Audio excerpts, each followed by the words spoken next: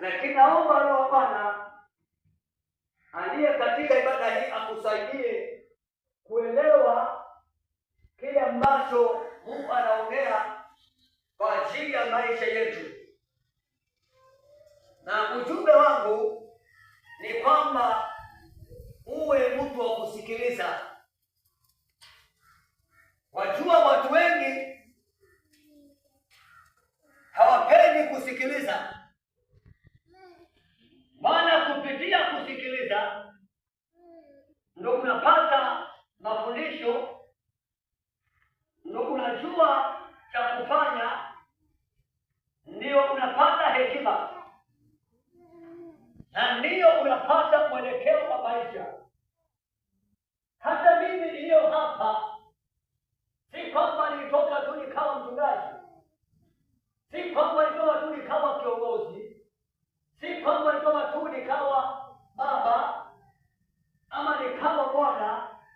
Kuna mahali ambapo nilitokea, na baada ya kutokea mahali nilikuwa na watu ambao walikuwa wananiongoza, nilikuwa na watu ambao walikuwa wananishauri, na katika hali ya kuongozwa na kushauri, basi ikanilazimu kwamba nishuke chini nianze kuwasikiliza. Na sasa changamoto tuko nayo hata leo hii, watu wengi wamedharau hili neno kusikiliza. Ndio maana nimesema kwamba watu wangu wanaangamizwa kwa sababu ya kukosa maarifa. Wakati umekosa kusikiliza, wakati umekosa kusikiliza, ujue ya kwamba tumekosa maarifa, na ndio chanzo chako na changu cha kuangamia. Yesu mwenyewe alikuwa ni mtu wa kusikiliza. Hao watu wanasemaje? Wanafunzi wako wanasemaje?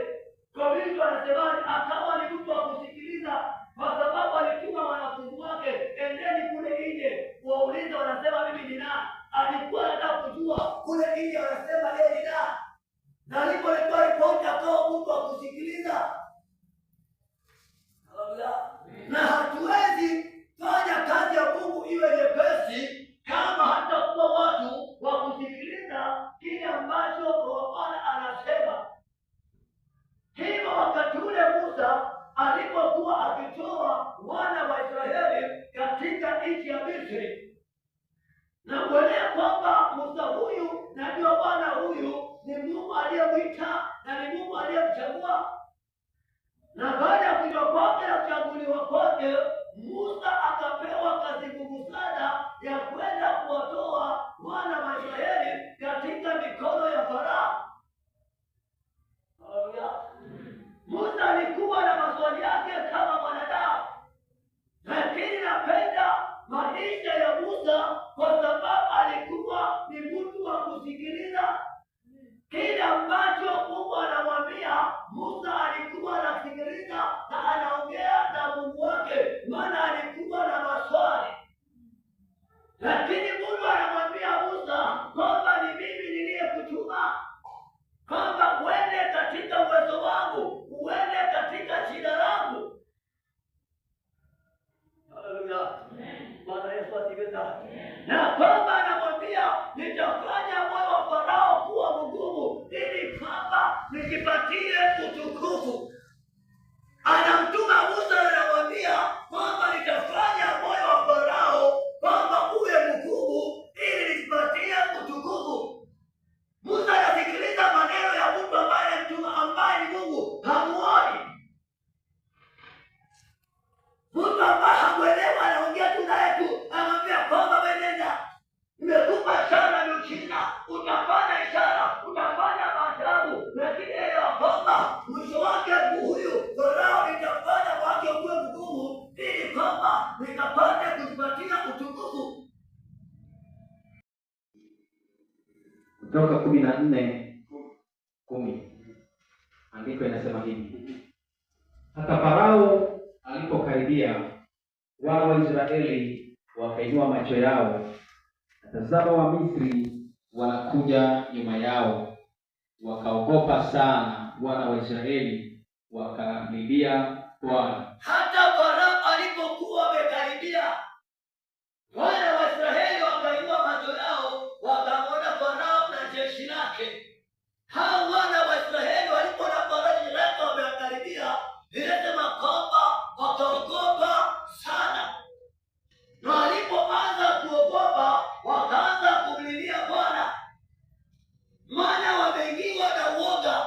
Ni kweli Musa amesikiliza sauti ya Bwana, ni kweli Musa Bwana amemwita na kumchagua, na ni kweli amewaambia kwamba nitakupa uwezo wa kutoa wana wa Israeli katika nchi ya Misri. Lakini je, alipoanza safari, Farao na jeshi lake wanafuatilia wana wa Israeli. Haleluya! Wana wa Israeli wanamwangalia Musa kwamba Musa atatoa suluhisho gani, maana hawajajua mtu mwingine, wanamjua huyo Musa peke yake ambaye amefanya ishara, ambaye Bwana amemwita, ambaye Bwana amemchagua. Lakini walipomwona jeshi la Farao kwamba wakaingiwa na uoga, wakaanza kumlilia Bwana. Kwa nini watu hawa waliingiwa na uoga wakamlilia Bwana? Kwa sababu si wao waliopewa kazi, waliochaguliwa, si wao walioongea na Mungu wakamsikiliza Mungu habari ya kutoka katika nchi ya Misri, si wao. So habari za Mungu wa Israeli walikuwa hawamjui. Wao wanapata Musa anakaa kama ni viongozi vipofu ama ni watu ambao hawasikii, lakini wanamfuata Musa tu, maana hawajui hizi habari. Lakini ishara ziko, miujiza iko, Musa iko pale anaongoza na jeshi la Farao linawapata. Wakasema kwamba wakaanza kuingiwa na uoga, wakaanza kuogopa.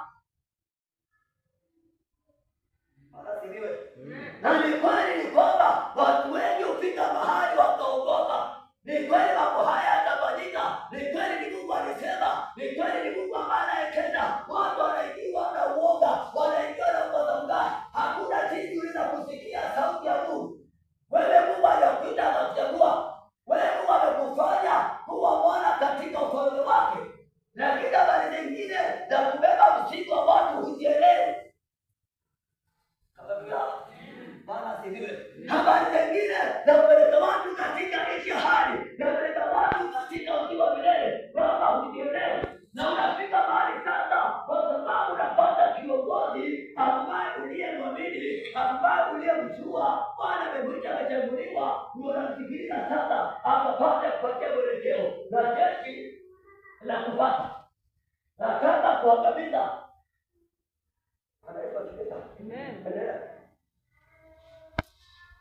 Wakamwambia Musa, je, kwa sababu hapakuwa na makaburi katika Misri umetoa huko kile cha Bwana? Wanayemwambia Musa, je, hakukuwa na makaburi huko Misri? Umetoa huko tuje tukupe cha Bwana. Malalamiko wako nayo, hizo ndio wanasema wanajiona. Je, kwa nini Musa umechukua pale? Kwa sababu kule tulipokuwa Misri hakukuwa na makaburi, hakuna mahali pa kuzikwa. Umechukua huko tuje tukupe cha Bwana.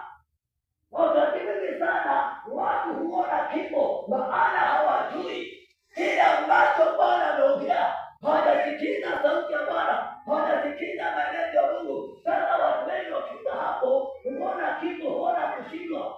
Wana wa Israeli wenyewe wameona miujiza mikubwa, lakini wao wanaona kushindwa, wanaona kufa. Wameanza kuangalia mahali ambapo palikuwa na shida, wanarudi kuangalia kule Misri, wanasema kwamba ni afadhali kule nilipokuwa, wanakuwa na shamba, hakuna makaburi tumezikwa huko. Lakini jangwani Israeli haikufa. Katika shida Israeli haikufa. Bwana asifiwe. Katika magonjwa Israeli haikufa hapo. Haleluya. Bwana Yesu asifiwe sana. Maana hilo tu ni kwa sababu wewe haujaelewa kile ambacho Mungu anaongea, haujapata kusikia sauti ya Bwana. Sasa kile ambacho kimekujaa ni shaka na hofu kwamba itakuwa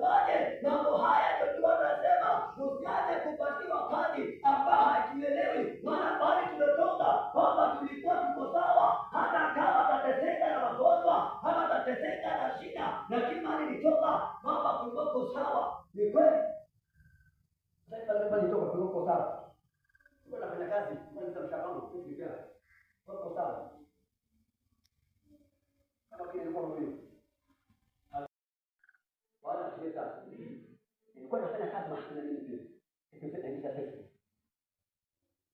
Bwana ndio sababu anatoka hapa. Nimekuita.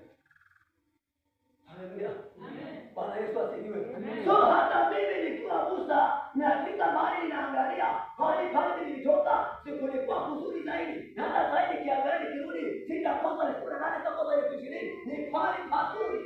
Lakini yale mateso yalipo pale wakati nilikuwa sasa nimeyasahau. Nimeweza kuona mahali nimefika sasa mwisho wangu wa maisha naona kwamba ndio kuwa sasa katika maana kuita Mungu hali pale nilitoka sikulikuwa na green pasture.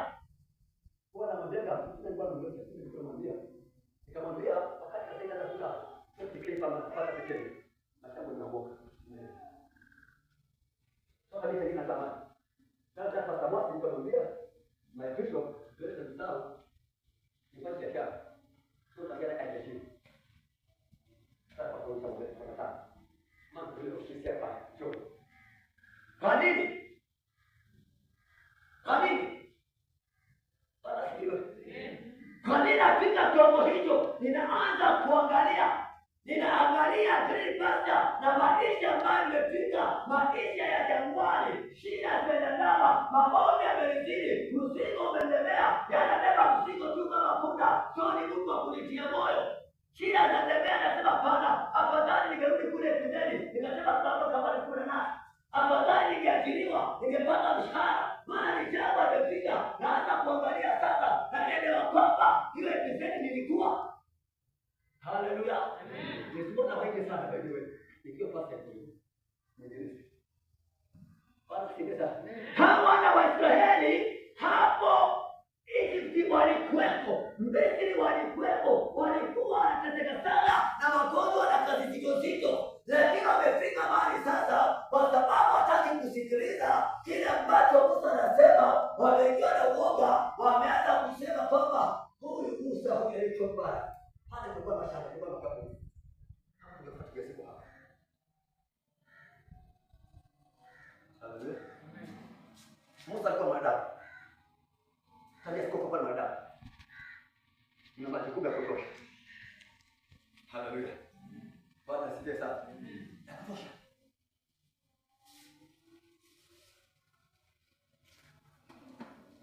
Ni majukumu ya kutosha. Kwa nini naangalia? Kwa nini wana wa Israeli wanaangalia? Maana sasa wakiangalia wao hawana tumaini. Si wao Mungu ameongelesha, hawajui kusikiza sauti ya Bwana, hawaelewi ishara nasemaje, hawaelewi wimbo Mungu unakaaje. Sasa wao wanamwangalia Musa, wanataka kitu kifanyike wakati wako na shida. Walifikiria safari hiyo wakianza basi itaenda kwa haraka imalizike, wafike nchi ya ahadi. Bwana Yesu asifiwe. Walifikiria wakati wameanza safari hiyo, kila mara wakifika wangekuwa wanakula na kunywa, mambo yangekuwa mazuri. Kumbe wale watafika kwamba wataanza kuteseka, wataanza kulia.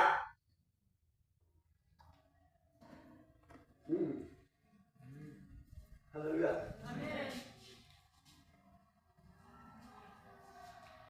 Haya kutoa katika nchi ya Misri. Neno hili silo tulilokuambia huko Misri. Mbona umetutendea haya kututoa katika nchi ya Misri? Neno hili ndio tulilokuambia huko Misri. So wana wa Israeli kuna neno walimwambia mtumishi wa Bwana Musa wakiwa kule Misri. Tukisema tuache tuwatumikie wa Misri. Tukisema tuache tuwatumikie wa Misri, hili ndio neno alimwambia Musa, tuache hapa tuwatumikie wa Misri. Bwana asifiwe. So Musa alikuwa tayari ameambiwa na wana wa Israeli kwamba tusikilize Bwana Musa, wewe tuache hapa tutumikie wa Misri. Lakini kwa sababu Musa na alikuwa amepewa assignment, kuna mzigo ambao ulikuwa juu yake wa kutoa taifa la wana wa Israeli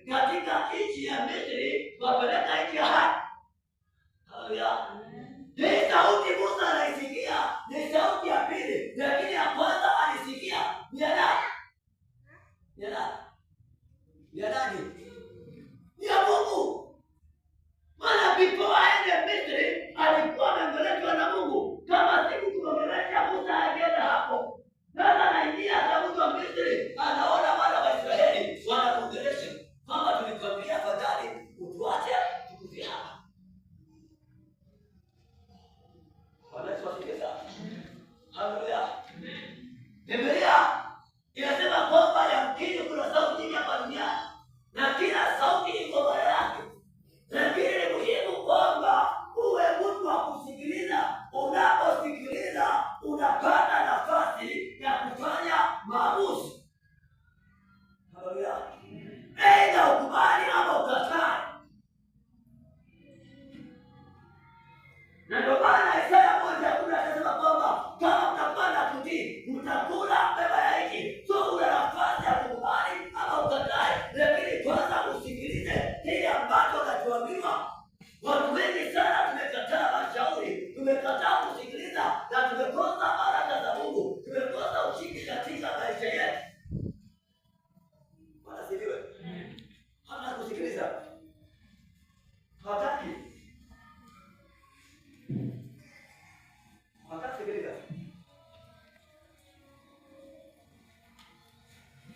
Usiposikiliza, Mungu atakuchukia.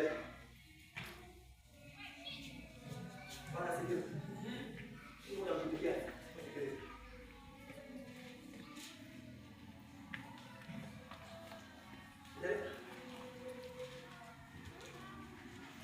Maana ni afadhali kuwatumikia Wamisri kuliko kufa jangwani. Musa akawaambia watu, msiogope, simameni tu mkauone wokovu wa Bwana atakaowafanyia leo, kwa maana hao Wamisri. Hayo Musa anaambia wana wa Israeli haya maneno ya kuwatia moyo kwamba wasiogope, wasimame wima, waone vile Mungu anaowafanyia leo, jinsi Mungu atakaowaokoa. Haya si maneno ya Mungu, ni maneno ya Musa mwenyewe anaongea. Anatia wana wa Israeli moyo. Maana ajua kwamba huyu Mungu nilisikiliza, nikiwa kule nikamsikiliza, akaniambia kwamba nitatoa hawa wana wa Israeli kwamba katika nchi ya Misri na moyo wako nao nitaufanya kuwa Mungu. So huyo Mungu hata leo hapa ndio niko naye. Maana aliposikiliza akitumwa na Bwana, sasa Mungu ana uwezo wa kusimama na neno la kuwatia moyo kwamba simameni wima, muone kile ambacho Bwana anafanya katika maisha yetu. Haleluya. Bwana Yesu asifiwe. So kama Musa hangeweza kusikiliza, siku hiyo hangesimama, angeambia wana wa Israeli kwamba rudini nchi ya Misri. Maana huyu Mungu anayetuma na Bwana ni kama hayuko, hakuna kitu anazofanya. Na ni kweli ninaogopa maisha yetu yasiyetazamia katika jambo hili. Maana mliniambia, lakini nashukuru kwa sababu ya Musa alisikia sauti ya Bwana, maneno yale akayakumbuka, akawaambia kwamba simameni leo.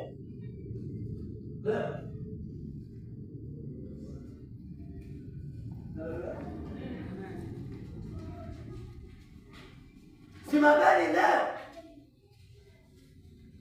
mkapate kuona wokovu wa Bwana. Tena msimame wima, maana yake wasitikisike, wasimame katika misingi ya imani, wasimame katika misingi ya maagizo ambayo atakayowapatia. Ndipo Bwana anawaambia kwamba hata msilalame wala msiniangalie mimi. Bwana asifiwe sana. Bwana Yesu asifiwe. Tusimame tu hapa tuone kile ambacho Bwana atafanya. Maana mimi najua ya kwamba huyu Mungu aliyetuokoa, aliyetutoa nchi ya Misri, ana uwezo wa kutenda hapa, ataenda kuokoa. Simameni wima. Kiroho, maisha ya kiroho ni magumu tena ni mepesi. Shida kila mmoja anajua na anaelewa. Shida kila mmoja anajua kuingia kwa maombi na kuongea na nini, anajua roho na kuongea, lakini wewe ni kwamba hata kama uko hapa unaongea na nini, unajua Mungu akutumia. Elewa kwamba kuna Musa, ni kama usikilize kile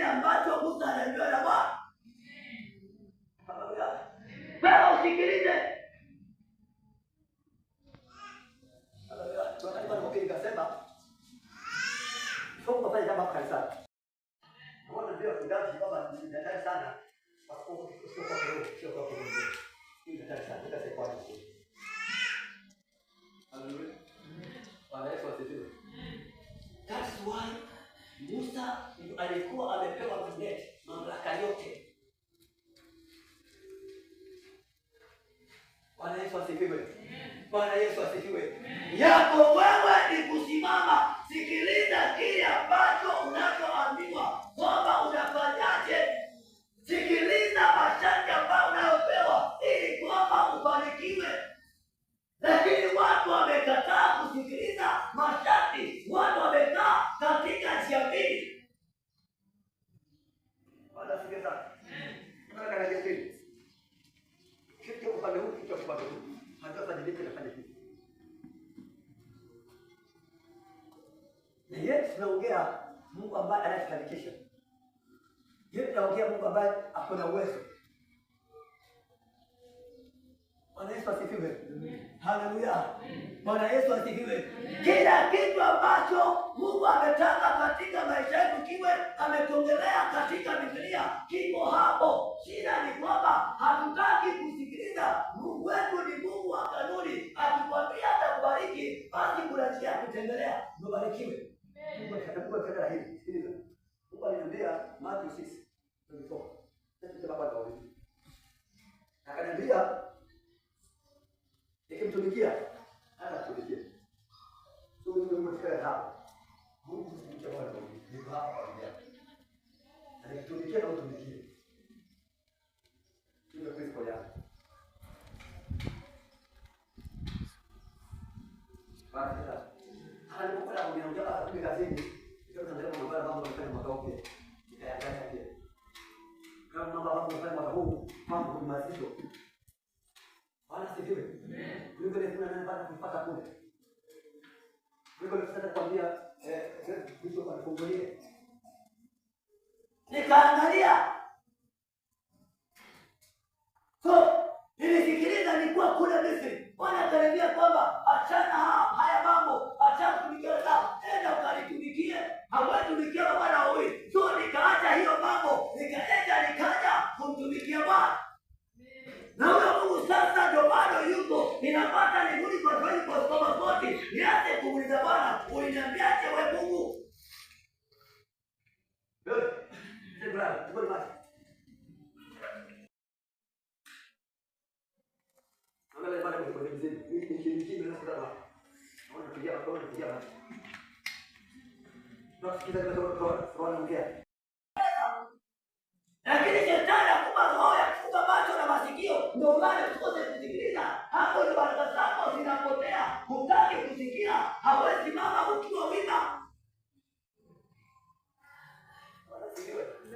Mungu hapendi mtu ambaye anasimama katika njia mbili, katika mawazo mawili. Baada ya kusikiliza sasa, wewe uketi ujiche mkutano. Je, Mungu anasemaje?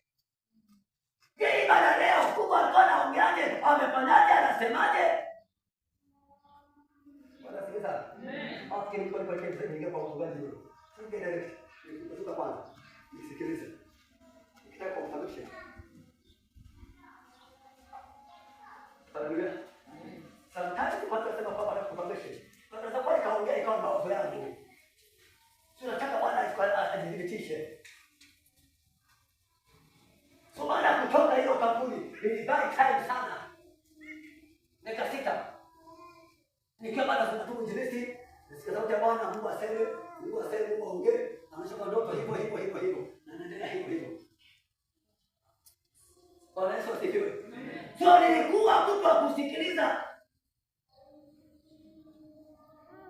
Unaposikiliza, sikufanywa mashauri. Lakini pia ukishindwa, tunakufanyia mashauri kwambie, hapa ndio Mungu anasema, njia ndio hii. Hawa wana wa Israeli kwa sababu hakuwa na uwezo wa kusikiliza mashauri, kusikia sauti ya Mungu, Musa akamwambia, hapa njia ndio hii. Hii ndio kazi ambayo Bwana ametuma, kwamba tufanye hilo, tutokeni tuende katika nchi ya haki. Musa hajui, wala Bwana hawajui. Ushauri uzima milele.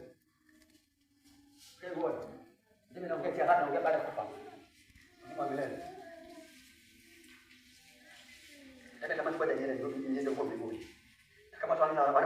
kitu kizuri ili kwambie.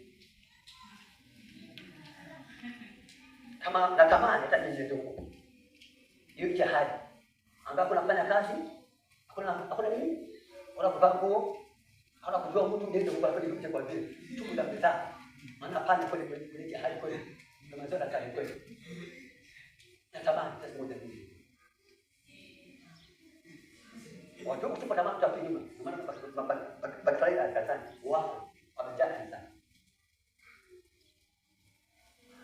Gani kilifanya Sauli akakataliwa?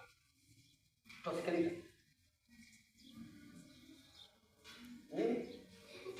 Nini? Kutokusikiliza ndio kulifanya Sauli akakataliwa. Sababu mimi naangalia tu ulishiku njeuzi.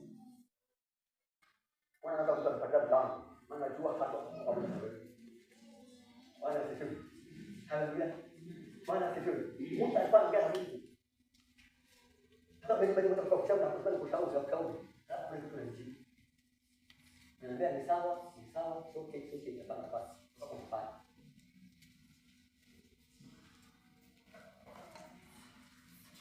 Kwa nini Sauli alikuwa sikiliza?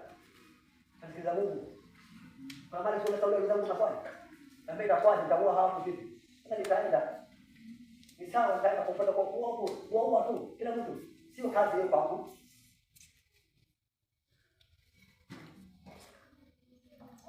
Lakini afanya kazi ambayo ilikuwa imestahili kufanya. Nilikuwa kwa Mungu afanye.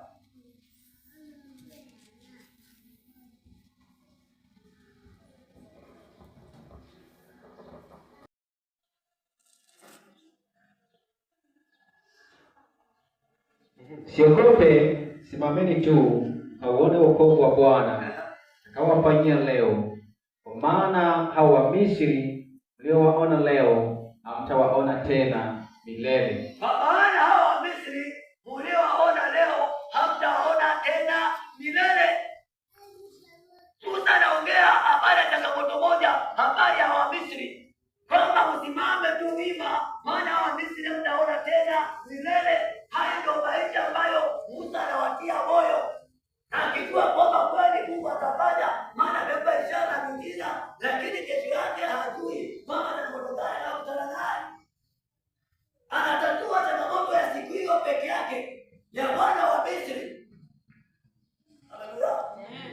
Lakini kule kesho yake mwezi ujao, siku ya kesho hajui atafanyaje, lakini anawatia moyo, anawaambia kwamba tusimame. Na mimi nakwambia kwamba simama. Changamoto ambayo uko nayo utayaona tena. Hivyo ile changamoto yako ambayo unapitia yanakuwa ni mwisho. Hautapitia katika mateso, hautapitia kaada kung'ana. Bwana sifiwe. Angalia sauti. Nikamwambia Bwana, mwaka wangu ni mwaka wa 15. Miaka mingapi? 15. Hata 3. Nikiwa senior kwa kanisa. Lakini nimependa na mambo mengi sana, akasomeni sana. Na nikiwa maombi sasa nimebadilisha. Namwambia Mungu hapo tika alifadhali. August. Kama na mwezi wa 9, mapesaishi. Ndio namwambia Mungu. Sio na wewe mwanzo kubadilika kwa pesa. Sio na Mungu. Haleluya. Bwana sikiwe. Haleluya. Heri ndio changamoto nyingine. Na changamoto ya michango na kutoa pesa kwa sisi kanisa. Namwambia Bwana, nimeangalia tangu nianze miaka 15, changamoto yangu ni pesa, si wachawi, si waganga. Changamoto yangu ni pesa, maana wachawi na waganga na viunga maeneo yangu wataendelea. Lakini sasa kuna shida ya uchumi katika nyumba ya Bwana, katika maisha yako.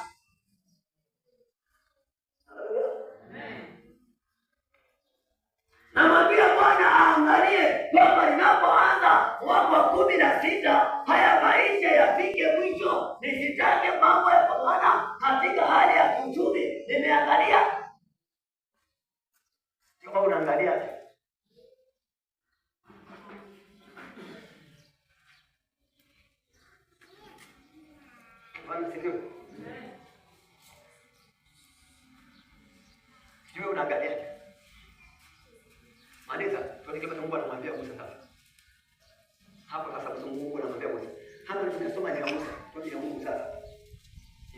Bwana atawapigania ninyi, nanyi mtanyamaza kimya.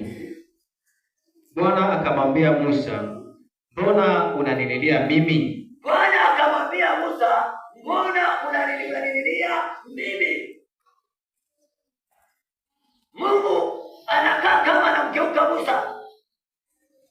Anakaa ni kama hamjui Musa. Anakaa ni kama ndio hakumtuma Musa. Anamwambia Musa, mbona unanililia mimi?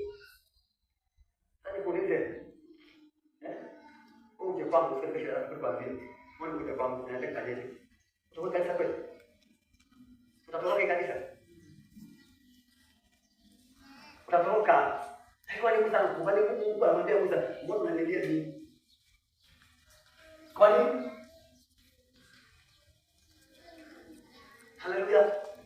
Hiyo maana ni kwamba Mungu alikuwa anataka Musa akumbuke maneno yale ambayo alimwambia. Kweli unisikiliza vile nilivyokuambia kwamba nitafanya Farao kuwa mgumu. Ndio maana muuliza mbona unanililia mimi? Uje kwao nikwambie, jana kipindi kwa ibada nilisemaje?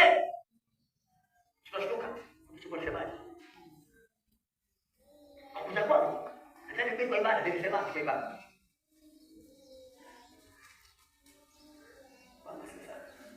Inakaa ni neno la kuvuta mtumishi wa Bwana Musa moyo, lakini Mungu anamuuliza, mbona unanililia mimi? Anamwambiaje?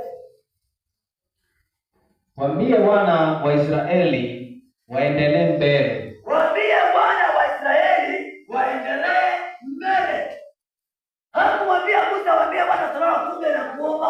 Waambie waendelee mbele. So wana wa Israeli kuendelea mbele kwao walikuwa wasikilize sauti ya Musa. Bwana sifiwe. Kuendelea mbele kwako, kufanikiwa kwako, usikilize sauti ya Musa. Musa anasemaje? Mungu anamwambiaje?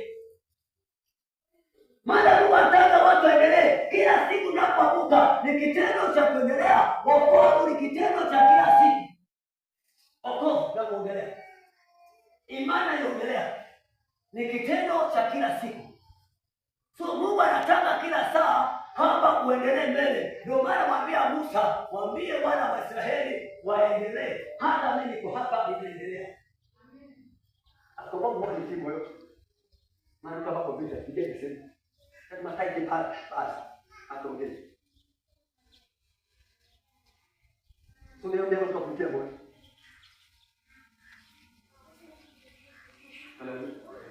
Hapo tunaendelea kuendelea. Mungu pekee yake ndio. Na wewe unasikia kwa nini mtego maana kama ni sikofu atakuja hapa kanisa. Na ndio ni sikofu.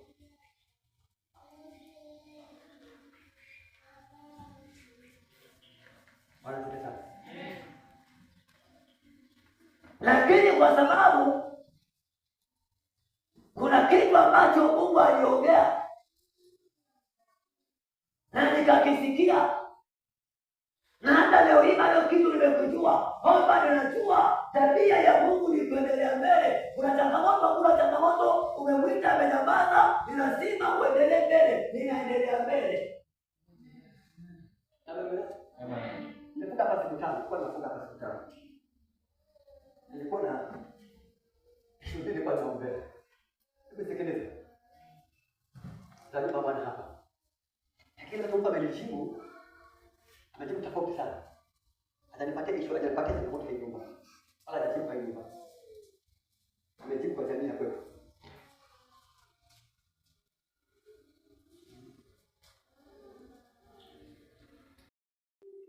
Unajua shida ya Mkristo hapa nani? Hataka kupata Mungu anasema.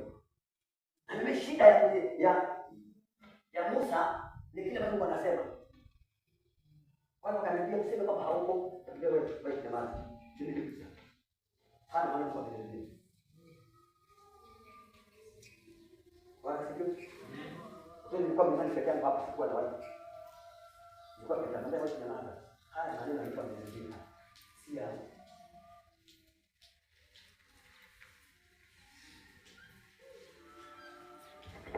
Nilipokuwa na wengine wakubwa kibongole.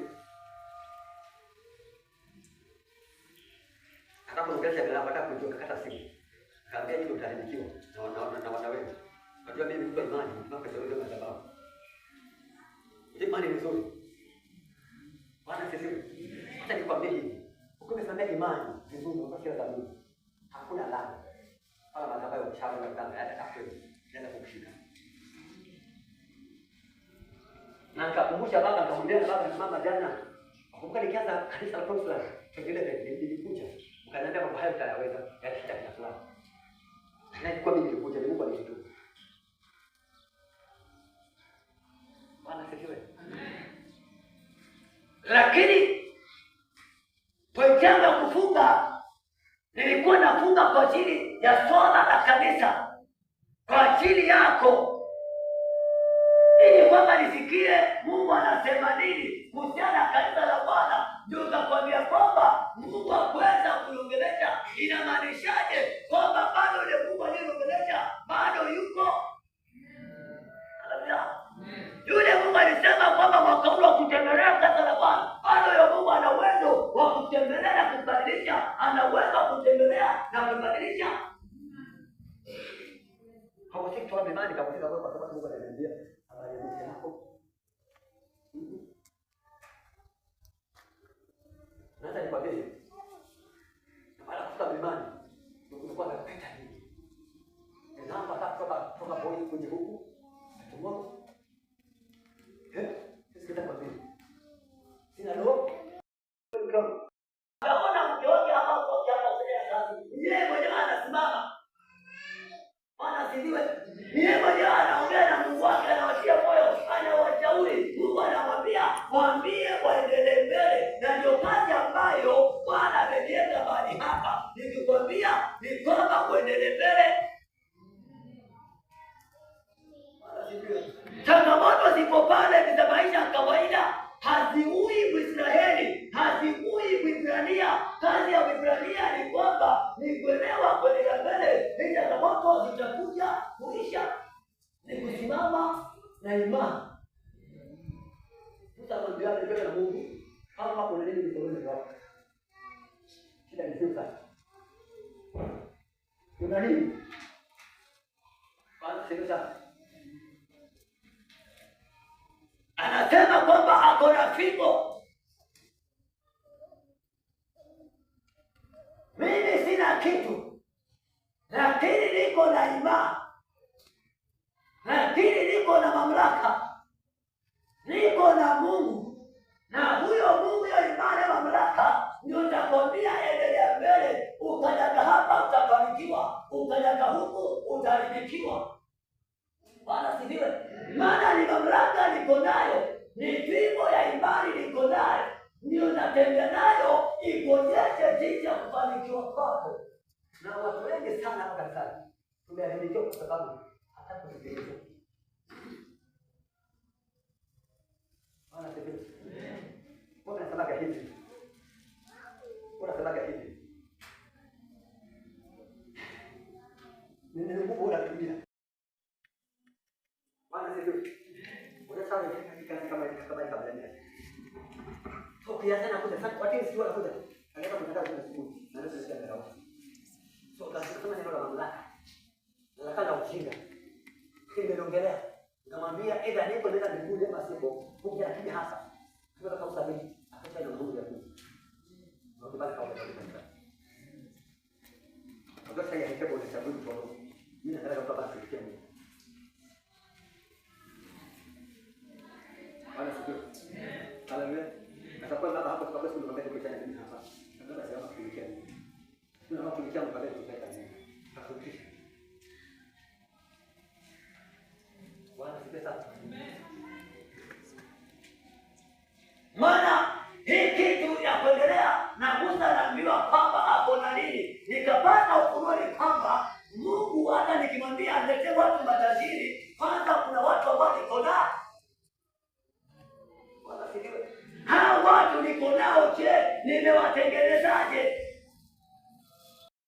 Mungu si shida kuleta watu, anazaleta watu wa kabila zote. Lakini je, akamuuliza Musa, je, uko na nini mikononi mwako? Musa ako na fimbo, hiyo fimbo itumie. Anaweza kuwa Mungu amekwenda mahali hapa ndani ya mwaka huu kwamba ukiwa ndio fimbo ya Musa Mungu anataka kutumie, lakini shida ni kwamba hautaki kusikiliza masharti. Ndio shida hii. Mungu anataka kutumie. Wewe ndio fimbo ya Musa. Nikwambie ndio hapa, nenda kule, fanya kule, fanya kule. Lakini shida ni kwamba hautaki. Bwana sasa.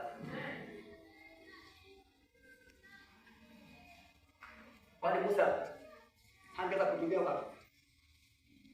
Kwani Musa angefika pale ndani ya shamba?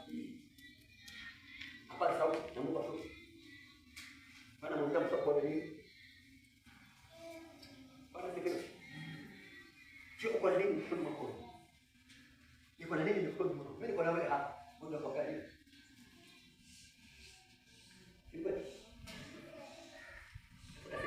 Kwamba Mungu akamwambia ni namba, akamwambia atakiwa waseme sabini,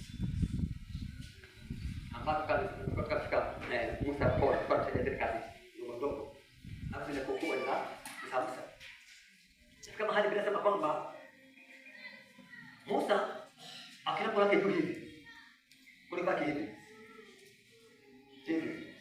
sasa anapata ushindi kule chini, na ndio hivi sio unapiku. Kuna Musa ibaki tu hivi. Sio anapata ushindi. Maana nimesema ikupe chini. Afani wanapigwa. Sio wale wazee wanatupatia hekima wakatafuta mambo. Kaika. Anaweza sikiliza. Hebu sikilize vizuri hapa. Na nikupe fungu. Ndio wangu nimefanya hivi. Nimekula sana. Nimechoka bali mara ngapi? Sasa kwa hiyo hapa Mungu tumetoka kwa jiwe. Nishikilie mkono. Anaweza kusikia? Sasa kwa uko hapa wewe ndio jiwe ya kufanya kanisa hili liinuke. Bwana sifiwe. Maana mahali ambapo tumeshindwa sasa tunafanikiwa. Kwa sababu mikono ya Musa iko juu, imesimama imara. Ninapokaa hapa kwa madhabahu, ninapoenda kuombeana mbele za Bwana, Mungu bariki wa mama, bariki vijana, bariki wa baba. Unapobariki waleta kwa madhabahu haya, unabariki mtaleta. Mikono iko juu. Hao kija kwa sababu support. Haichoki. Bwana sikiliza. Kile ambacho uko nacho ndio Mungu anataka kwamba kianze kutumika. Mungu anataka kutumiwe kwanza. Shida yako ni kwamba haupendi kusikiza masharti, haupendi kushauriwa, haupendi kuonwa. Lakini Musa aliulizwa na Mungu, je, kwamba uko na nini? Akasema niko na fimbo. Hata mimi nikiulizwa na Mungu, maana niko na hawa watu hapa. Huyu mama Mungu akubariki. Asikufe leo. Maana alikuwa challenge kwa kaombe challenge. Ili zetu hapa. Okay, sasa mchungaji Bwana sifiwe. Mama na ushosho. Ushosho ni mwana. Amewa challenge. Kila siku anakuja pamoja na watu kuja kuja madhabahu mama. Atoka pinyani na kumdili. Anafanya ndio hapo chini. Maana sifiwe. Na si kwamba hato. Ndio ndani kama anakwamua. Mama. Kama ni yeye atakwamua. Maana sifiwe. Lakini angalia, huyu ndo mama ambapo amepatia ndio jiwe amesimama katika nafasi. Na umri wake ambao ako nao. Sasa hivi namwambia mama amepata na familia mama. Wewe ndio mama pekee. Sasa ndio sasa. Ndio kwa baba pale kabisa naye. Tucheke hata sababu hapo ni baba. Haleluya. Sasa ndio niwaambie hivi.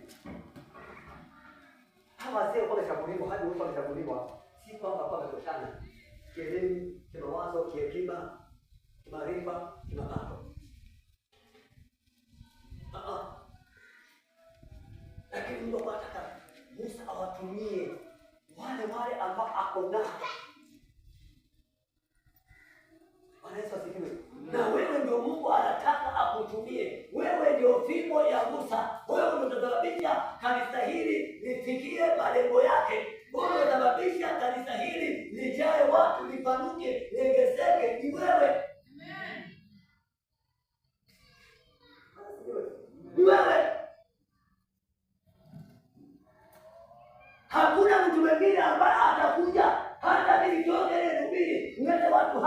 pasipokuwa na wewe kuchangia hii kazi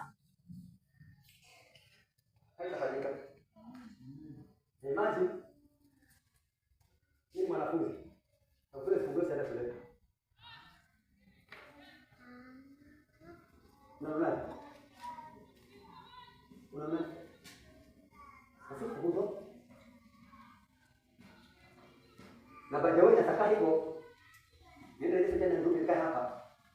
Nataka kufanya tena ibada. Kama unaona ana sio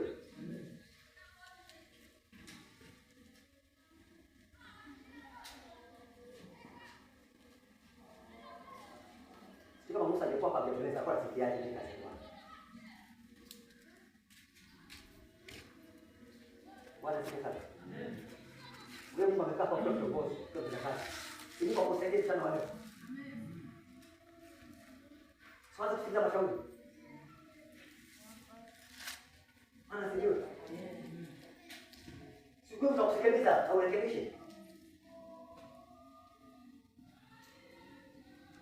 Mimi nafikiri Mungu Musa alikuwa kazi rahisi. Bwana siku sasa.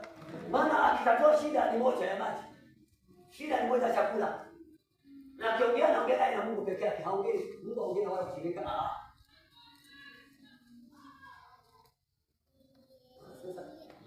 So Filipo nataka ifanye kazi. Nimekuambia kwamba kuna Mungu, kuna imani na kuna neno la Bwana. Lakini cha msingi ni kwamba sikiliza huyo Mungu anasema nini. Nikiangalia kitabu cha Samueli wa kwanza.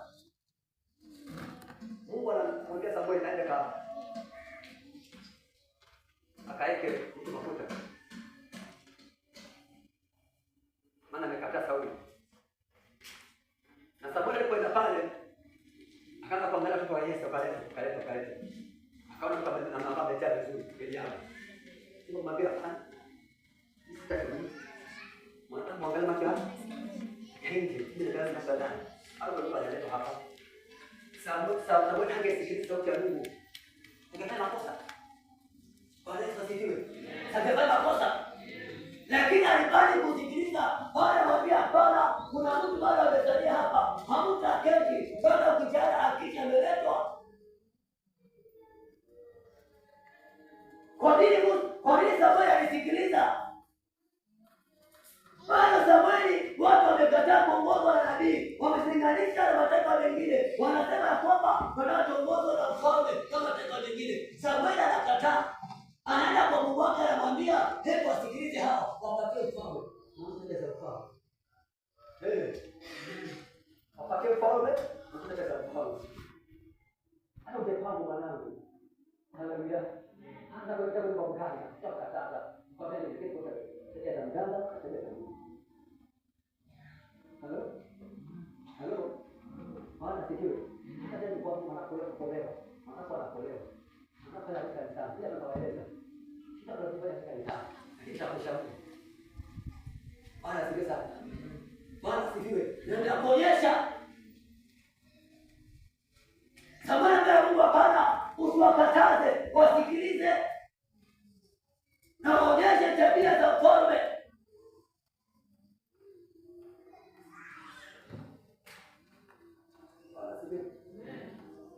Ndio kwa maana ndio kwa kata watu. Mapasa kukataza watu kingo kataza. Kama ndani hapa. Mapasa kukataza watu kingo kataza. Mungu alikuwa anataka kitu kukataza. Bwana sikiwe. Yesu kataza. Ndio mwambie fanya, lakini tunatakiwa ni haya. Na kwa Mungu ni haya. Sio kama tunatakiwa kutoka ile kwambia tulifanya lakini tunatakiwa haya. Haleluya. Mapasa kukataza. Hata nikasema biashara za kuuza. Nikataka kuuza. Ndio. Hapa nikataka kimbo kataza.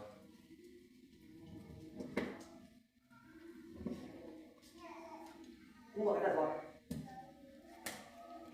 Ndio maana nimejifunza kuna kuona kupokea kila mtu.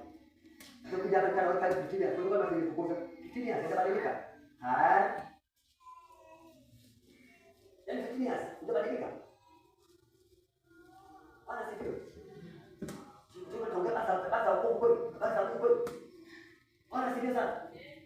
ukitembea Mungu na 15, huyu Mungu anaonekana hata kama mtu anataka. Bwana asifiwe.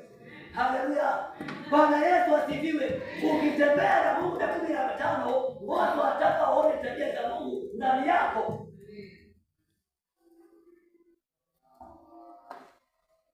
Lakini bila tabia za Mungu kuonekana ndani yako, itakuwa ni kama watu wanapoteza muda, wanapoteza maisha yao. Maana nikwambia kwamba Mungu akatazi mtu, Mungu anaeleza watu, anapatia nafasi ya kuchagua.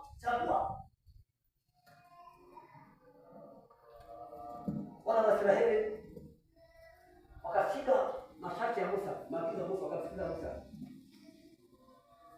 Maana sasa kama mtaona wakafanya nini? Musa kaijua hivyo. Akafanya nini? Katika wana. Hivyo wakamsikiliza Musa. Musa akaenda mbele yao.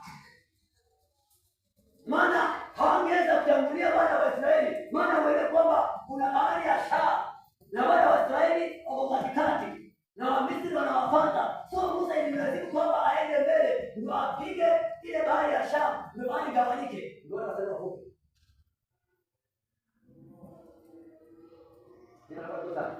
Na mama kupatia hivi. Ukitaka ufanikiwe, mashauri wako. Ndio kutoka kwa kutoka. Usifanye jambo bila kumsikia kuhani. Ndio maana Musa alienda mbele katika Israeli. Tuone hivi, Musa alikuwa mbele. Musa gani? Ungepona. Maana Musa akwambia kwamba Mungu endelea mbele. Na kwa mbele yeye ndio kiongozi.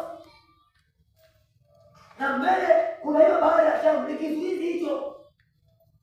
So ilikuwa lazima kwamba Musa aende kule mbele apige ile bahari ya Shamu yagawanyike. Ni wale wasali wale barabara, watike moyo, ni wavuke. Lakini Musa angeenda kule nyuma, aseme kwamba anazuia wale wa Misri, na jeshi lake, jeshi lake. Ingekuwaje? Hata Mungu angefanya muujiza kwa sababu hakuambiwa kwamba enda nyuma uwazuie, aliambiwa enda mbele na kuna nini mikononi mwako.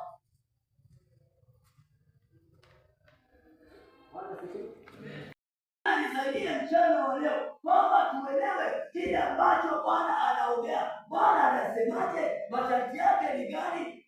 Kanuni za Mungu ni gani? Maana Mungu anataka tufanikiwe.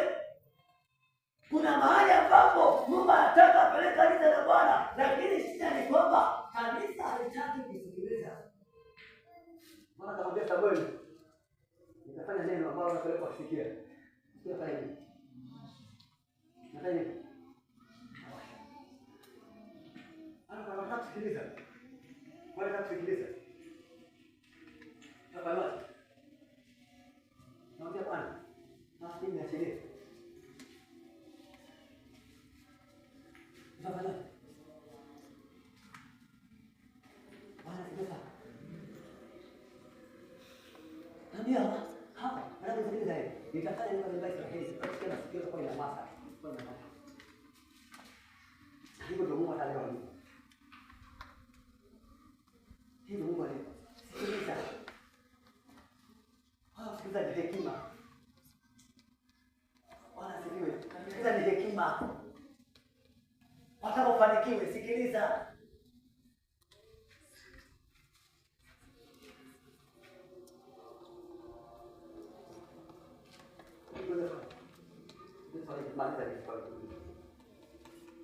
Mimi niko hapa. Lakini kwa nini?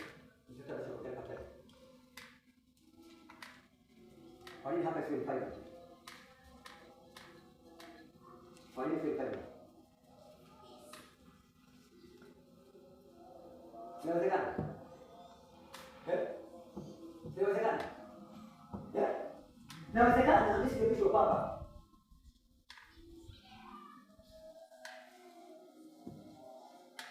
Nataka niweke tai kwa mtu ambaye ananikuza kwa kawaida kabisa. Bwana sifiwe. Ili kwamba nikiwa na jambo niende kwake, niketi chini, anishauri, nimsikilize. Ndio nifanye. Maana ni shida yangu. mtu yote ambaye anataka kukua, aidha ni kielimu, ni kibiashara, ni kazi, mpaka kuna mtu ametafahamu kabisa atakusaidia. Na usikilize atakusaidia. Mimi naomba mchana leo Mungu akupe rafiki akusikilize.